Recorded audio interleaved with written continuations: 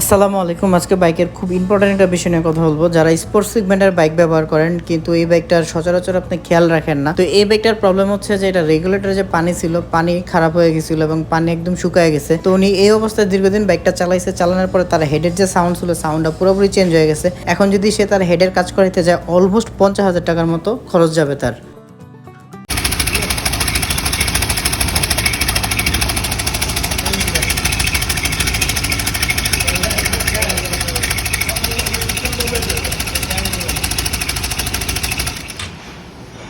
এই গাড়ির সমস্যা কি সেটা এমন সাউন্ড কে?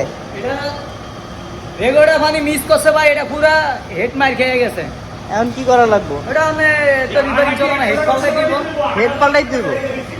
হেড পাল্টাই দিব। কিরকম খরচ যাবে এটা? কত 60 ফেলা ধরে রাখতে দিব। 60 প্লাস? হ্যাঁ।